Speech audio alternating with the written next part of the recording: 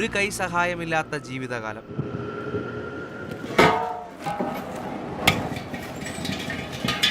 വലതു കൈയിലെ മുഴ ക്യാൻസർ ആണെന്ന് തിരിച്ചറിഞ്ഞപ്പോഴാണ് 4-ാം വയസ്സിൽ കൈ മുറിച്ചു മാറ്റിയത്.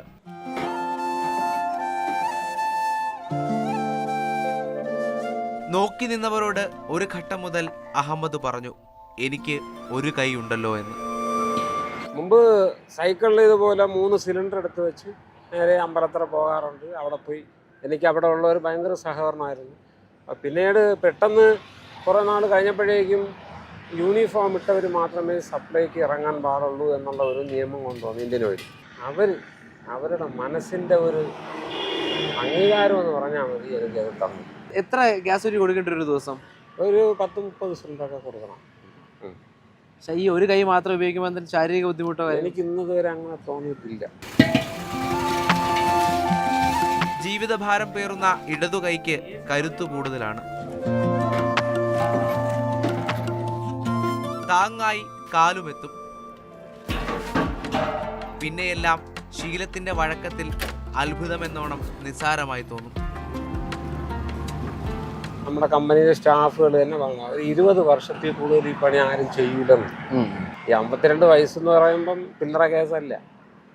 ഇപ്പോഴും ഇത് ഞാൻ ചെയ്തുകൊണ്ടിരിക്കുന്നു എന്ന് പറയുന്നത് എൻ്റെതായ കുറവും കാര്യങ്ങളും ഒക്കെ ഉള്ളതുകൊണ്ടാണ് അന്തസ്സായിട്ട് ജീവിക്കുന്നത്. എനിക്ക് ആരുടെ മുമ്പിലും കൈനീട്ടുന്ന ഒരു രീതി വരരുതേ എന്നാണ് എൻ്റെ ദൈവത്തിനോട് ഞാൻ പ്രാർത്ഥിച്ചുകൊണ്ടിരിക്കുന്നത്. നമുക്ക് 25 വർഷം കൊണ്ട് കൊണ്ടുവരും.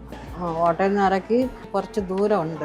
അപ്പം തോളിൽ കയറ്റി കൊണ്ടുവരും. ചിലപ്പോൾ ഒറ്റ കൈ കൊണ്ട് എടുത്തുകൊണ്ട് വരും.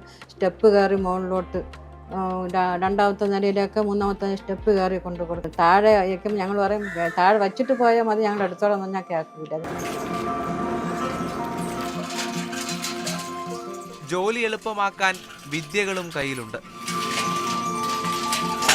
ചുറ്റിലും പ്രതിസന്ധികൾ കുന്നുകൂടിയെന്ന് തോന്നിയപ്പോഴൊക്കെ തിരുവനന്തപുരം അമ്പലത്തറ സ്വദേശി അഹമ്മദ് അത് സ്വയം നന്നാക്കാനിറങ്ങി.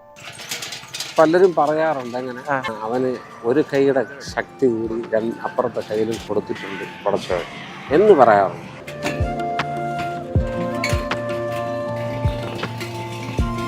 ജീവിതം നൽകാൻ മടിച്ചതൊക്കെ ജീവിച്ച് ജീവിതത്തോട് ഞാൻ ചേർത്തിടും. ചങ്ങമ്പുഴയുടെ വരികളാണ്. അതേ വരികൾ തന്നെയാണ് ദാ ഇവിടെ ദൃശ്യങ്ങളാകുന്നത്.